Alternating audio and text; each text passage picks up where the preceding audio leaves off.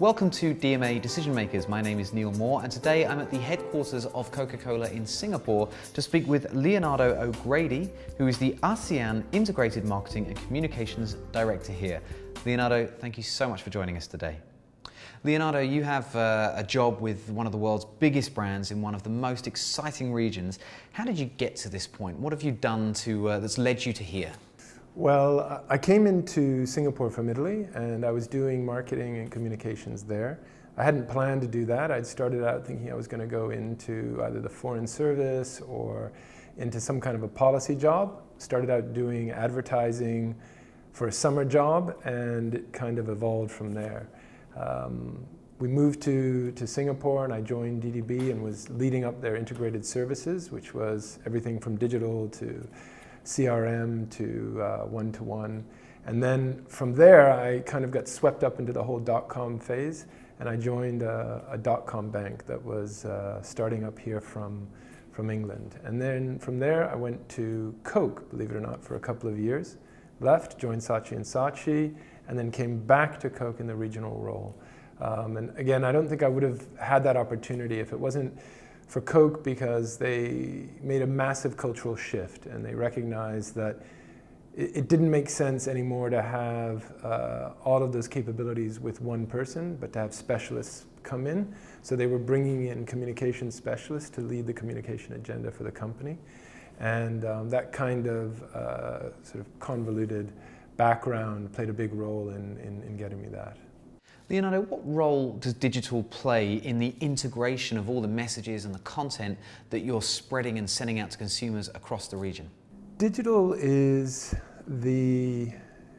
it's really it's kind of the connector for us, right? I mean, we spend so much of the efficiency still sits with advertising, right? So it's still the television, out of home, and so on still kind of constitutes probably around 70% of what we do still. Where digital is very powerful for us is that it allows us to kind of connect to communities, to take all that content and begin to create a complex network of connections between the offline along with the online. And part of what we're trying to do more and more is make sure that no medium sits alone, that each one leads to another. And digital is very powerful in doing that. The other part that we're finding increasingly is important for digital is content. What we're beginning to see is that we alone are obviously too small in many respects to be able to meet the kind of content demand that's out there.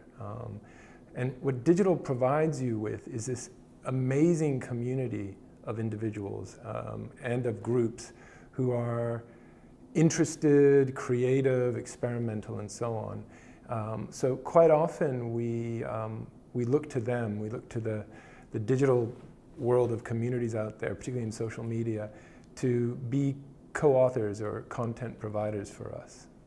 You talked a lot there about user-generated content. What mechanisms do you employ to engage, motivate, and regulate the content that your community of UGC creators are providing? The first one, it's as simple as you need content that's interesting and compelling, right? And the way we look at it is that, and the way we evaluate it is that it's an exchange. And we need to, it's about creating a shared sort of value. We need to create content that's so interesting and so compelling that people are going to want to co-opt it and share it, right? And in that way, it begins to have a sort of a form of liquidity to it. It becomes kind of borderless. People want to share it with other people. That triggers conversations. People react to it. Some people might even create against it. So the challenge that we have, because I think before it was much easier, right? We knew it was a 30-second spot. It had a very specific kind of USP and message. Now it's about storytelling. It's about telling stories that are compelling. And that, again, is not an easy task, and we've put a lot of work into it. So what we've found is probably a more powerful mechanism to answer your question around driving or creating content is sometimes we create experiences. So we will A big part of what Coke is about creating little moments of happiness or inspiring happiness.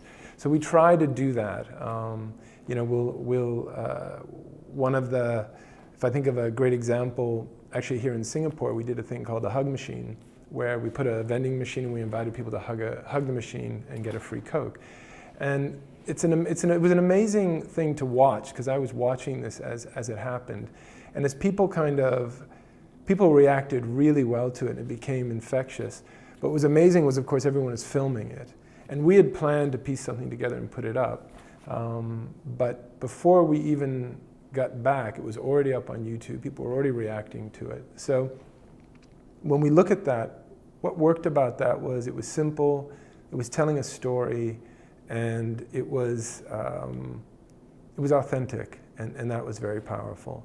Interestingly, with the huggable Coke machine, you were actually sort of creating the reason for a consumer or user to start filming something. And in that way, you actually did control the content. Maybe not the angles or the lighting, but what was actually being filmed. Was that a very conscious effort? You never know what you're going to get. You never know how people are going to react. But you've created at least some parameters in which people are going to react to that. And it worked perfectly in that way.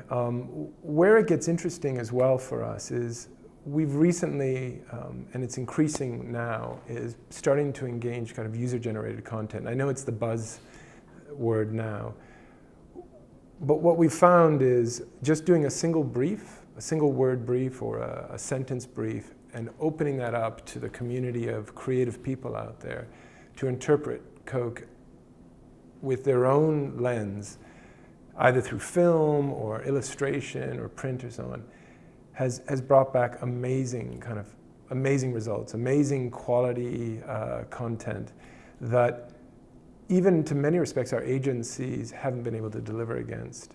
And I think part of that is driven by the passion people have for the brand, the point of view they have on the brand, and the role of the brand to kind of guide that is to be very clear around what we stand for. So we stand for happiness, for optimism, and that is kind of a central thought, a central idea that's behind the brand that we're consistent in communicating.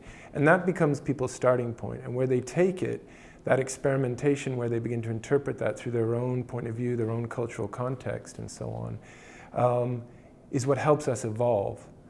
As you say, Coca-Cola has been through some turbulent times, but in the last couple of years, you've won a couple of awards, the Cannes Lion for Creative Marketer of the Year this year, and the Digital Media Brand of the Year last year. How has Coca-Cola managed to maintain this momentum as a marketing force over such a long time? It's a brand that's never rested on its laurels, and for some reason people have an enormous engagement with it. It's consumers, and there's a lot of push just from people who are passionate about the brand. I think what's taken it to this next level from where it was is in part what I talked about. One, focusing on a single idea. I think the second thing was a recognition that we need to be relevant, and the only way you can really be relevant is to be at the heart of the culture.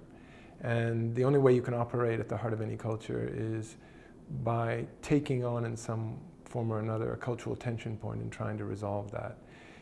The sort of third piece in all of that was, well, how do you deliver that, right? So those are all big, lofty ambitions and so on, certainly for, a drink. Or how do you do that? We're talking about a drink. I know, exactly. And part of it was, we said we have to move away from this idea of selling, and we have to move away from kind of over-engineering things like unique selling points and things like that, and really begin to get into the spirit and the culture of storytelling, and the idea of marketing people really committing to the idea of storytelling, and storytelling being at the heart of everything we do. So yes, you think about a piece of film, it makes sense, it has a narrative, it has a structure, and so on. But one of the challenges we said is everything needs to have a story to it, even our packaging. Thanks so much, Leonardo. We're going to wrap it up right there, but when we come back for part 2, I want to talk about the recent announcement around the Coca-Cola corporate website, which is now a media site in its own right. But for now, thank you very much.